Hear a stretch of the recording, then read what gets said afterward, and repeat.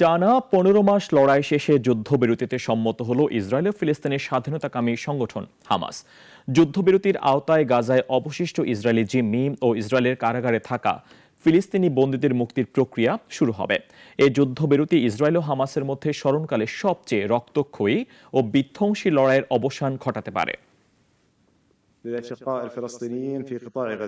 গাজা যুদ্ধ এমন এক লড়াই যা ইসরায়েল ফিলিস্তিন ছাপিয়ে গোটা মধ্যপ্রাচ্যে প্রভাব ফেলেছে।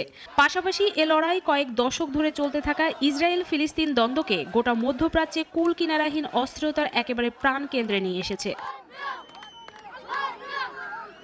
এ যুদ্ধে ইসরায়েল কৌশলগতভাবে নানা সাফল্য অর্জন করার দাবি করতে পারে, যেমন ইসমাইল হানিয়া সহ হামাসের শীর্ষস্থানীয় নেতাদের হত্যা, হামাসকে সমর্থন দেওয়া লেবাননের হিজবুল্লাহর ওপর এমনকি ইরানে আক্রমণ চালিয়ে গুরুত্বপূর্ণ নেতাদের মেরে ফেলা ও ক্ষতিসাধন করা ইত্যাদি। কিন্তু ইসরায়েল তার প্রধান দুই লক্ষ্য হাসিল করতে ব্যর্থ হয়েছে। এর একটি হামাসকে নির্মূল করা, অন্যটি ২০২৩ সালের ৭ অক্টোবর হামাসের হাতে জিম্মি হওয়া সব ইসরায়েলিকে ফেরত আনা। গাজায় বিরামহীন নিষ্ঠুর হামলা ও ধ্বংসযজ্ঞ চালিয়ে ইসরায়েল ফিলিস্তিনি স্বাধীনতাকামী সংগঠনটিকে অনেকটাই দুর্বল করতে পেরেছে, কিন্তু তারা আজও টিকে আছে। আবার গাজায় আটক জিম্মিদের কেউ কেউ ইসরায়েলি বাহিনীর হামলাতেই নিহত হয়েছেন। গাজায় থাকা অবশিষ্ট জিম্মিদের দেশে ফিরিয়ে আনাকে নিজেদের পবিত্র কর্তব্য হিসেবে দেখছে ইসরায়েল। এ কর্তব্য পালন করতে গিয়ে একতরফা চুক্তি মেনে বিপুল সংখ্যক ফিলিস্তিনি বন্দীকে মুক্তি দেওয়ার যন্ত্রণা সইতে হবে তাকে। প্রধানমন্ত্রী নেতানিয়াহু হামাসের সঙ্গে যুদ্ধে সার্বিক বিজয় অর্জন ও গাজা থেকে সব জিম্মিকে দেশে ফেরানোর অঙ্গীকার করেছিলেন, তবে সেসব হয়নি। বিপরীতে দেশের অভ্যন্তরে ব্যাপক বিক্ষোভের মুখে পড়তে হয়েছে তাকে।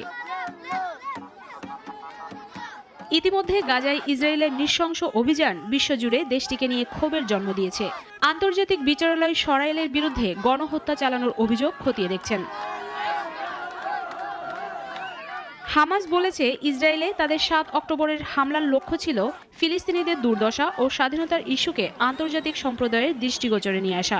ফিলিস্তিনি ভূখণ্ডে অব্যাহত দখলদারি চালিয়ে যাওয়ায় ইসরায়েলকে শাস্তি দেওয়া ও দেশটির কারাগারে বন্দী নিরীহ ফিলিস্তিনিদের ফিরিয়ে আনা।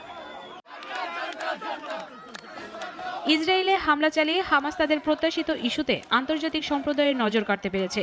তবে এর জেরে গাজায় ইসরায়েল যে তাণ্ডব শুরু করেছে তাতে ফিলিস্তিনিদের বিপর্যয়কর মূল্য দিতে হয়েছে। সব মিলিয়ে নিহত ৪৬,০০০ মানুষ। গাজা যুদ্ধের জেরে বিশ্বজুড়ে ইসরায়েল বিরোধী বিক্ষোভ ছড়িয়ে পড়ে। বিক্ষোভ হয় যুক্তরাষ্ট্রের বিশ্ববিদ্যালয়ের ক্যাম্পাসগুলোতে। পুরো বিষয় গত নভেম্বরের প্রেসিডেন্ট নির্বাচন ডোনাল্ড ট্রাম্পের জয়ে অবদান রাখে।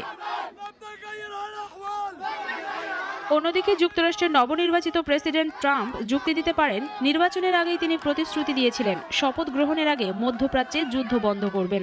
তার সেই প্রতিশ্রুতির বাস্তবায়ন হয়েছে, যদিও বাইডেন প্রশাসন বলছে কয়েক মাস ধরে তার নিবিড় প্রচেষ্টার ফলই হলো এই যুদ্ধবিরতি।